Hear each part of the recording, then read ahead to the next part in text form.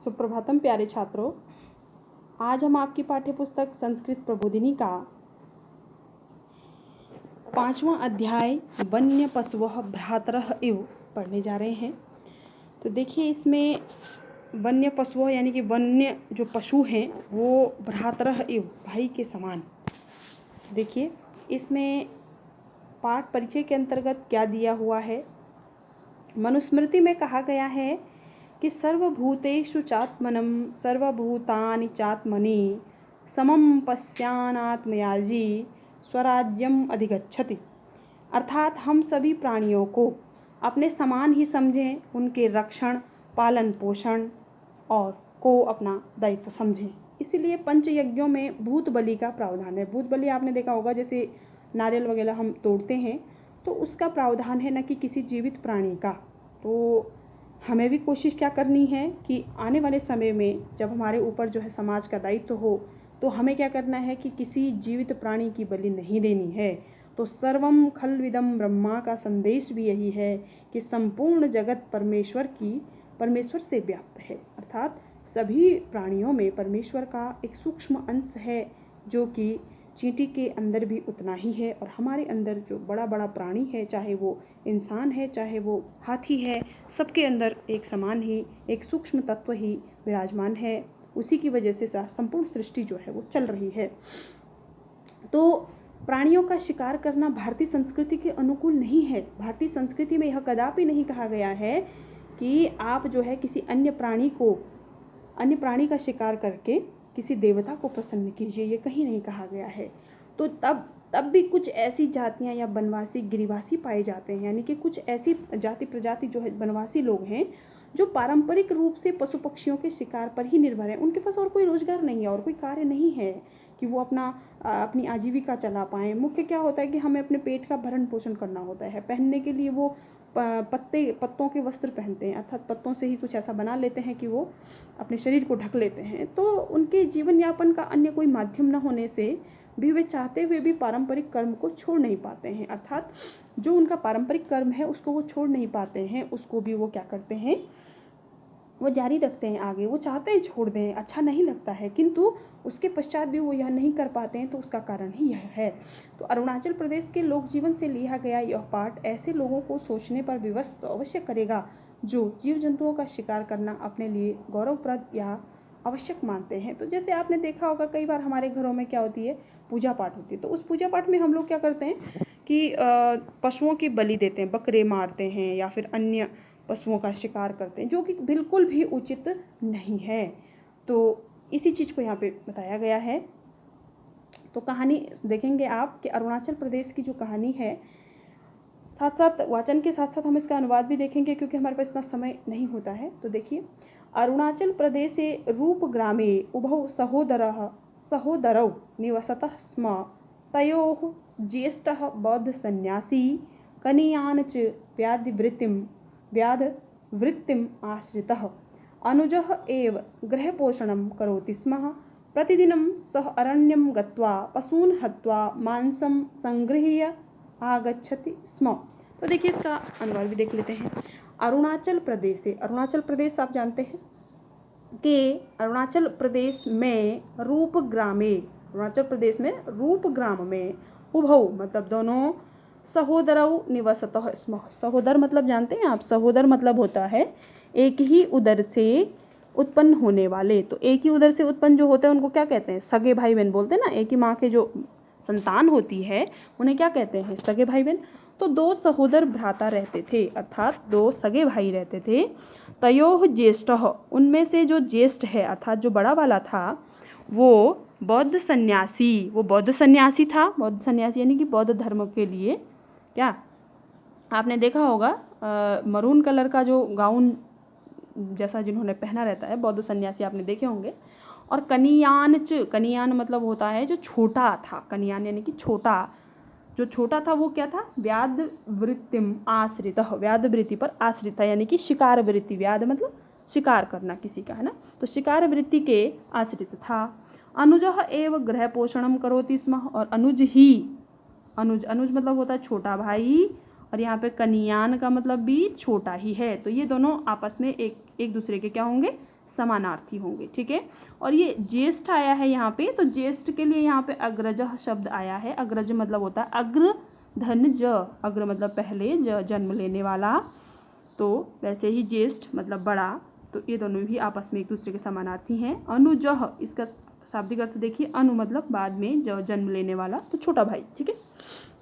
तो देखिए, तो अनुजः एव गृह पोषणम करोति स्म, अनुज ही यानी कि छोटा भाई ही घर का पोषण करता था, यानी कि घर का पालन करता था, यानी कि जो घर में जो खाना खर्चा जो भी चलाना होता था वो छोटा भाई करता था। प्रतिदिनम सह अरण्यम गत्वा, प्रतिदिन वह, सह किसके लिए आया है, अनुज के लिए आया है। अरण्यम गत्वा, अरण्य मतलब होता है जंगल, गत्वा जाकर के, पशून हत्वा मांसम संगृह्य, पशून हत्वा यानी कि पशुओं को, हत्वा मार करके, मांसम संगृह्य मांस का संग्रह करके, आगच्छति स्मः यानी कि आता था, मांस का संग्रह करके आता था, घर उनको लेकर के आता था, मतलब पशुओं को मार करके उनका मांस घर लेकर आता था। तेन मानसेन एव, उसी मांस से ही, एव मतलब ही, ये अव्यय है, इसको देख लेंगे। गृहे घर में, पाकः सज्जीक्रियते स्म, पाक सज्जीकृत होता था, अर्थात रसोई सजती थी। रसोई सजने का तात्पर्य है कि भोजन का प्रबंध होता था। बौद्ध सन्यासिने एतत् मांस सेवन न रोचते स्म, जो बौद्ध सन्यासी था उसको यह मांस सेवन यानी कि इस मांस का सेवन करना, न रोचते स्म अच्छा नहीं लगता था।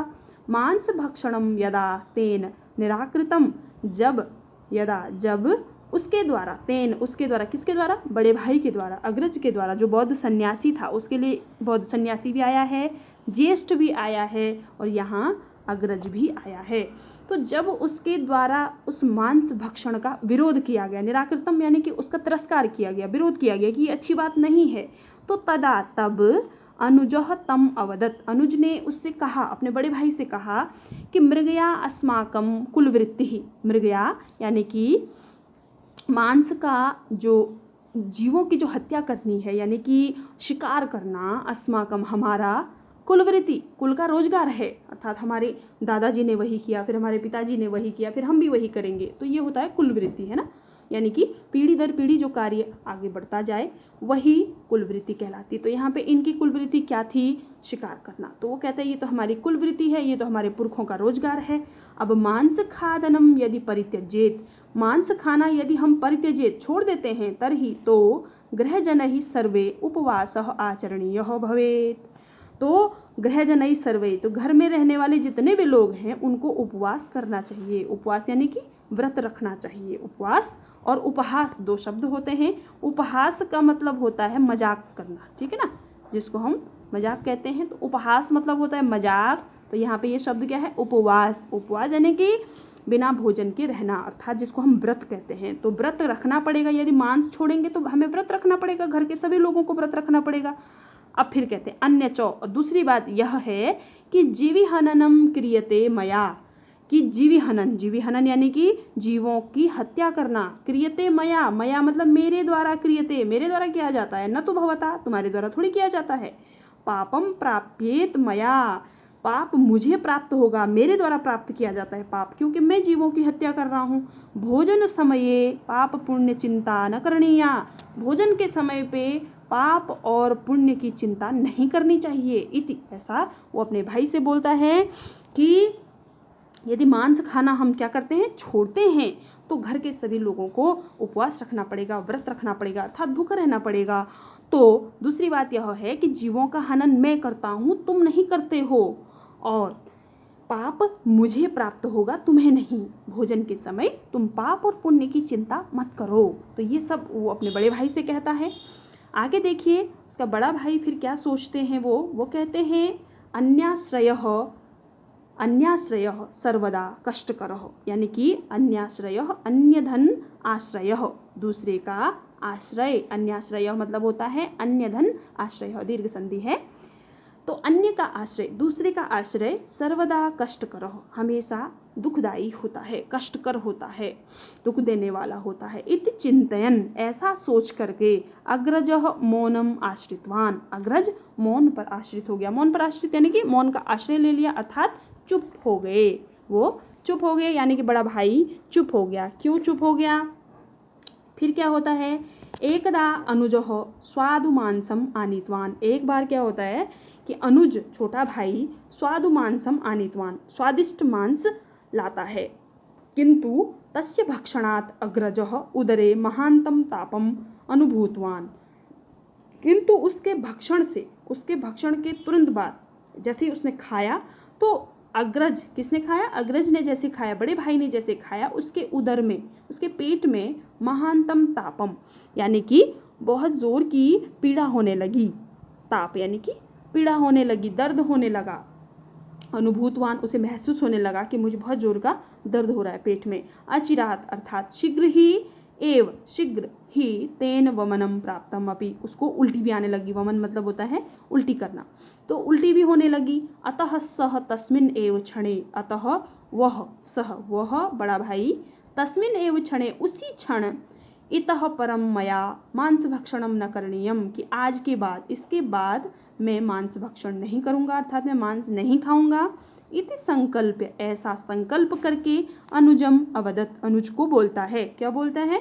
कि भ्रातः इतः परम अहम कदापि मांस भक्षणम न करिष्यामि, कि आज के बाद मैं कभी भी मांस भक्षणम न करिष्यामि, मांस भक्षण नहीं करूंगा।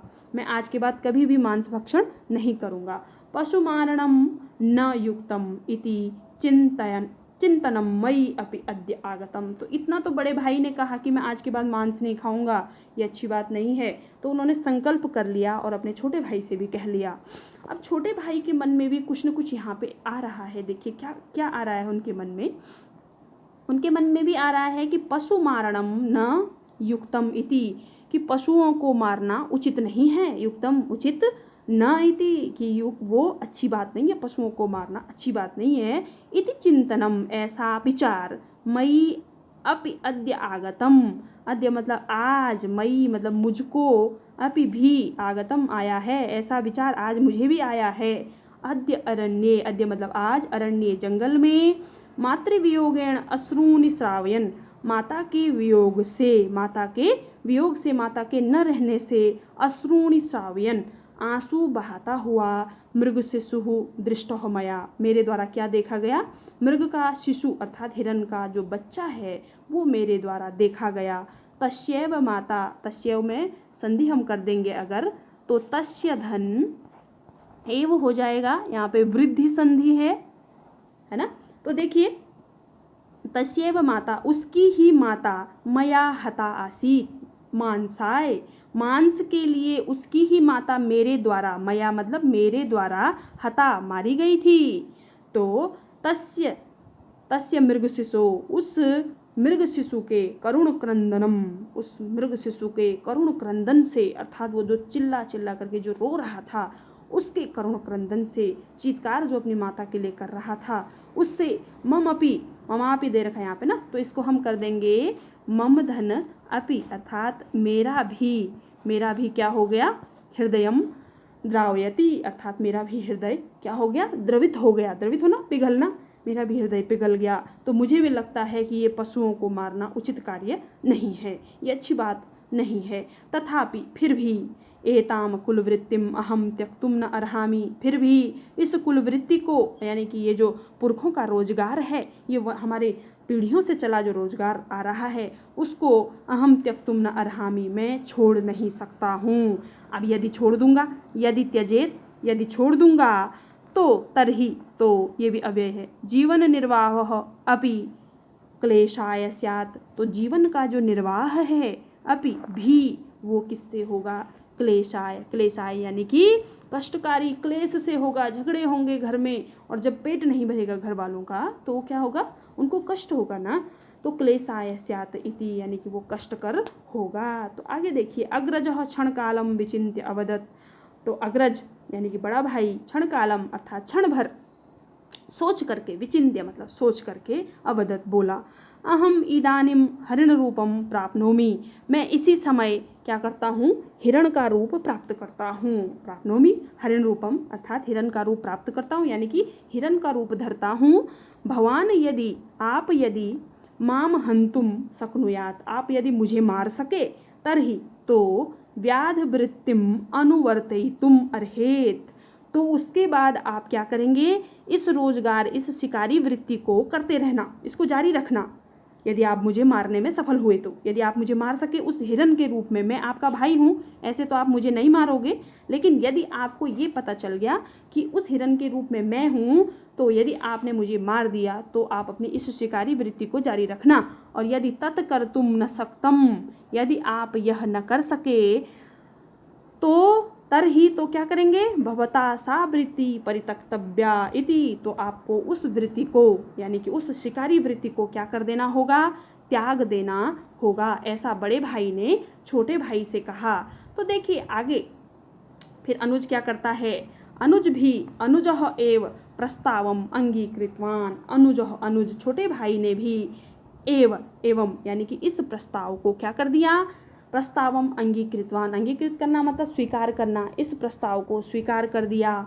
और अनंतर क्षणे यानी कि अगले ही क्षण, इसी के अनंतर, इसी के बाद जो है, अग्रजः मृग रूपम धृत्वा, मृग का रूप धृत्वा धारण करके, ततः धावनम आरब्धवान, वहीं से दौड़ना प्रारंभ कर देता है, दौड़ना शुरू कर देता है। अनुजश्च स्वस्य मृगया शुनकेन सह तम अनुधावितवान, तो जो अनुज है, जो छोटा भाई है, वह भी स्वस्य मतलब अपने, मृगया शुनकेन, शुनक मतलब होता है कुत्ता, शुनक मतलब क्या होता है, कुत्ता, और मृगया यानी कि शिकारी कुत्ता, शिकारी कुत्ता होता है ना, तो शिकारी कुत्ते के सह मतलब साथ, तम अनुधावितवान, तम मतलब उसको, किसको, अपने बड़े भाई को जो हिरन में बदल गया है, उसको अनुधावितवान, उसका अनुसरण करने लग गया, अर्थात उसके पीछे पीछे दौड़ने लग गया, क्योंकि उसने दौड़ना प्रारंभ कर दिया था, तो वो भी उसके पीछे पीछे दौड़ने लगा। सूर्यास्त पर्यंतम एतत् अनुवृतम, सूर्य अस्त होने तक यह सब चलता रहा, यह सब चलता रहा। तो फिर क्या हुआ, फिर क्या होता है, तथापि हरिणम मारितुम न सक्तम अनुजेन, फिर भी उस हिरन को अनुज के द्वारा नहीं मारा जा सका, न मारितुम सक्तम, नहीं मारा जा सका उसके द्वारा, फिर भी छोटे भाई के द्वारा, फिर भी उस हिरन को, जो कि उसका बड़ा भाई था, उसको नहीं मारा जा सका। फिर क्या होता है, सायं नितराम शान्तः पिपासितश्च अनुजः कस्यचित् कूपस्य समीपं गत्वा जलम उद्धृत्य पातुम घटम उन्नीतवान।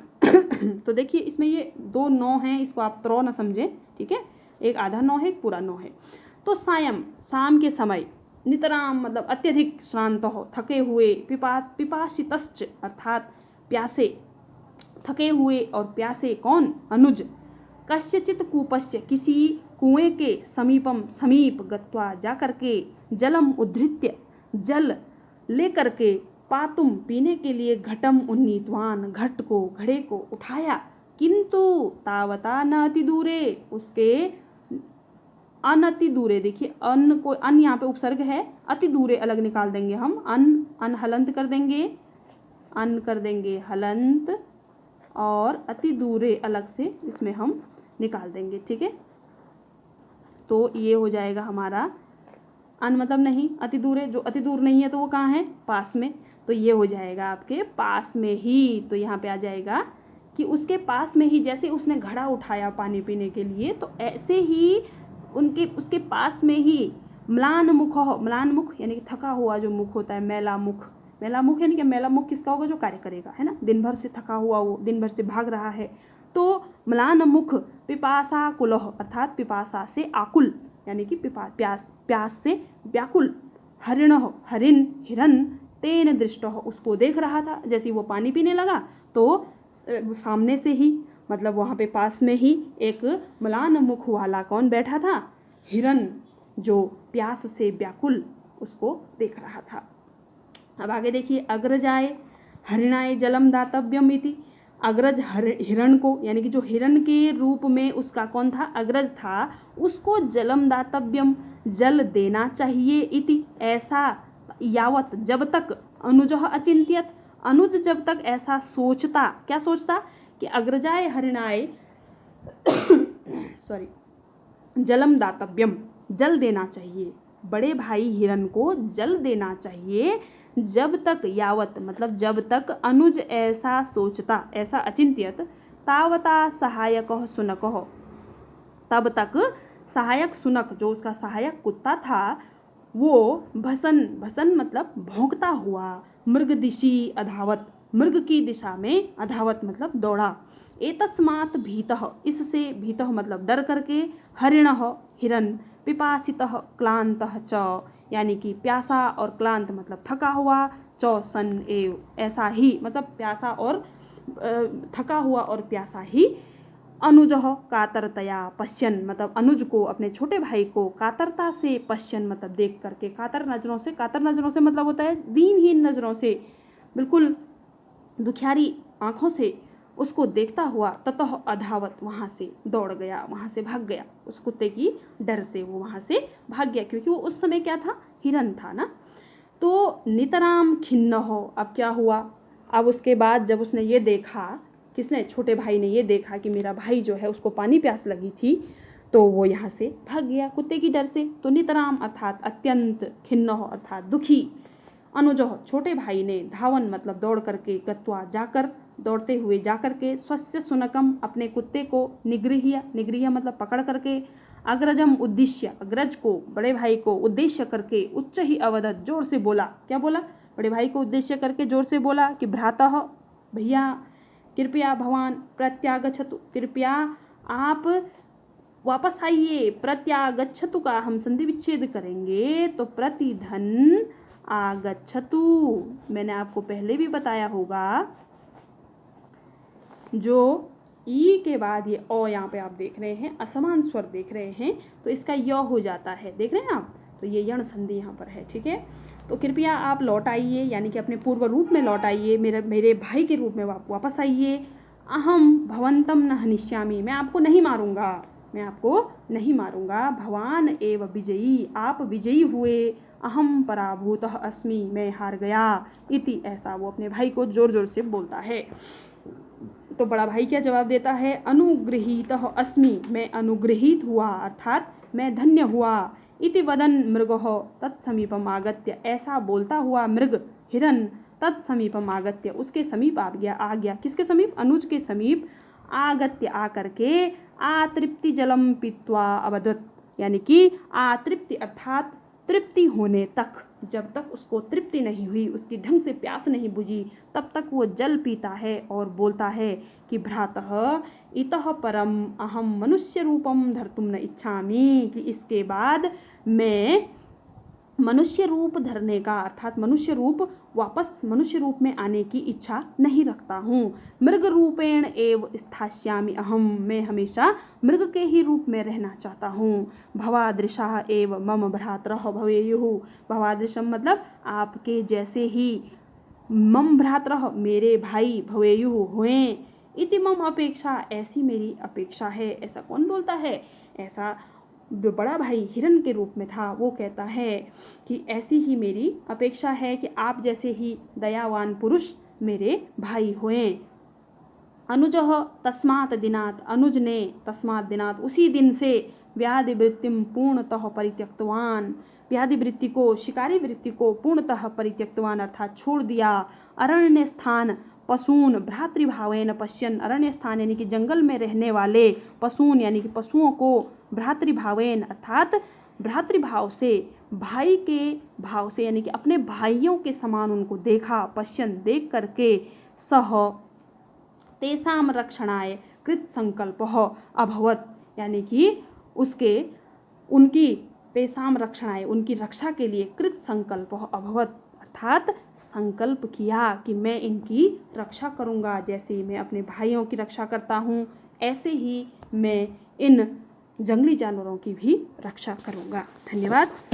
प्रश्नोत्तर आपको PDF के तौर पर भेज दिए जाएंगे, जो भी महत्वपूर्ण प्रश्न होंगे उनका संग्रह आपको पहुंच जाएगा। और आपको क्या करना है, आप पढ़ाई के प्रति बिल्कुल भी शिथिलता न बरतें, क्योंकि वो आपके लिए ही क्या होगा, नुकसानदेह होगा। तो इसलिए आप स्वाध्याय पर विशेष जोर दें।